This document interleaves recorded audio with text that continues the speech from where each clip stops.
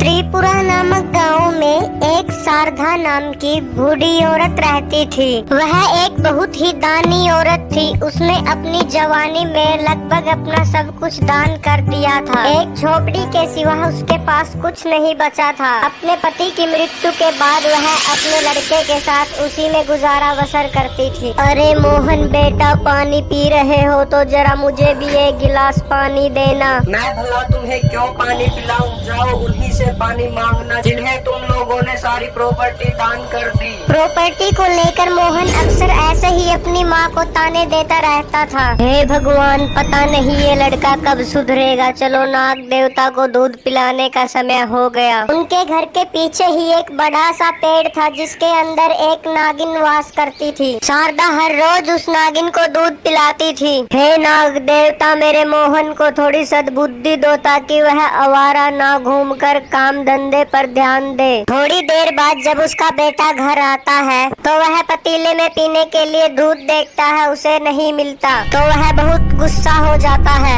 आज भी माँ ने जरूर सारा दूध उस नागिन को पिला दिया होगा। इन लोगों ने मेरे लिए कोई प्रॉपर्टी नहीं छोड़ी तो कम से कम अब तो सही तरीके से जीने दे। आज मैं सारा खेल ही खत्म कर देता हूँ। मोहन नाग देवता को मारने के लिए चल पड़ता है। हे नागिन, बाहर निकलो, आज तुम्हें मैं मार डालूंगा। तभी नाग पेड़ के अंदर से बाहर निकलता है। जब मोहन नाग को लाठी मारने लगता है तो तुरंत उसकी माँ बीच में आ जाती है, जिसकी वजह से लाठी उसकी माँ को लग जाती है। जिसे देख इच्छाधारी नाग को बहुत गुस्सा आ जाता है और वह इंसान का रूप ले लेती है। हे दुष्ट बालक, तुमने अपनी माँ को बहुत सताया है। अब उसके कर्मों की सजा भुगतने के लिए तैयार हो जाओ। नहीं नहीं, मुझे माफ कर दो देवी, मुझे नहीं पता था कि मुझसे ये सब हो जाएगा। हे नाग देवी, कृपया करके मेरे बेटे को माफ कर दीजिए। देखा, तुम जिस माँ को इतना सताते हो वही तुम्हारी माफी के लिए भीख मांग रही है। अगर तुम्हें माफी मांगनी है तो अपनी माँ से मांगो। मुझे माफ कर दीजिए माँ, मैंने जो तुम्हें इतना भला बुरा कहा। और हाँ मोहन, अपनी जिंदगी में बड़ों का आशीर्वाद जितना अहमियत रखता है उतना धन दौलत पैसा नहीं।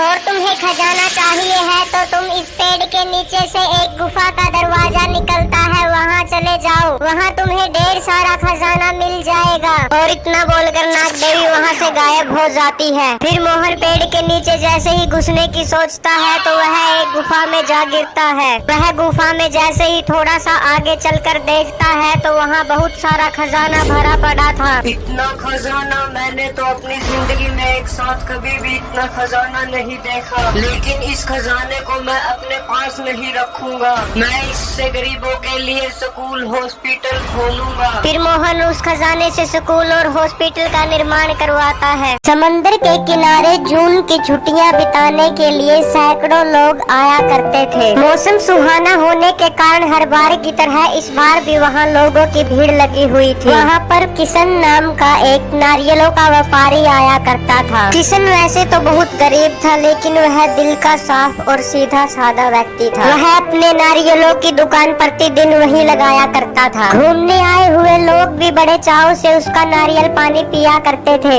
अरे आओ आओ भाइयों बहनों, अगर एक बार नारियल पानी पीकर देखोगे तो पीते ही रह जाओगे। हाँ, और पानी टेस्ट करने का कोई पैसा नहीं। आओ आओ। इसी तरह उसके पास बहुत सारे लोग नारियल पानी पीने आते, जिससे उसकी बहुत अच्छी सेल हो जाती थी। नारियल पानी बेचने के बाद वह शाम को अपने घर पर जा रहा था।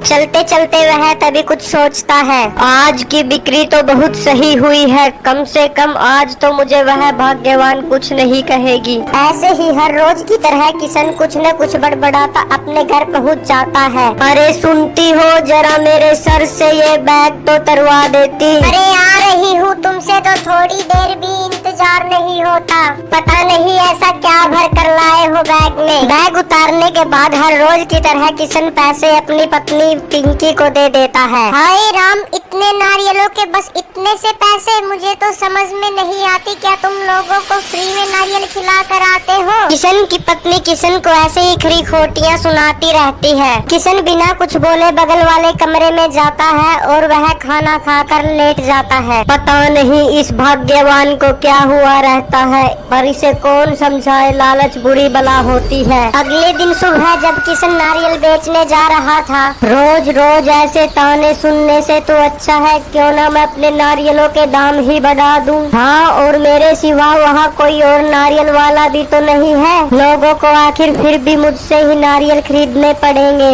और किशन उस दिन अपने नारियलों के दाम 2 गुना कर देता है। उसी दिन वहाँ थाने का इंस्पेक्टर बलदेव भी वहाँ घूमने आया हुआ था। हाँ भाई, जरा हमें भी नारियल पानी पिलाओ तो। हाँ हाँ, ये लीजिए दरोगा साहब, नारियल पानी पीजिए। नारियल पानी पीने के बाद दरोगा किशन से कहता है, वाह भाई वाह, पानी तो बहुत स्वादिष्ट था। कितने पैसे हुए तुम्हारे? जी 50 रुपए हुए दरोगा साहब जी। क्या क्या बोला तुमने? पर नारियल पानी तो बाजार में 25 रुपए में पिलाते हैं और तुम यहाँ 2 गुने दाम करके लोगों को लूट रहे हो। मैं तुम्हें मूल्य से ज्यादा पैसे लेने के जुर्म में गिरफ्तार करता हूँ। हाँ हाँ दरोगा साहब, इसने हमसे भी ज्यादा पैसे लिए। मुझे माफ कर दीजिएगा दरोगा साहब, मैंने अपनी पत्नी के लालच के कारण ही अपने नारियलों का रेट बढ़ा दिया था। मैं आगे से कभी ऐसा नहीं करूँगा। ठीक है, इस बार मैं तुम्हें छोड़ रहा हूँ, लेकिन आगे से ऐसा किया तो मैं तुम्हें जेल की हवा खिला दूंगा।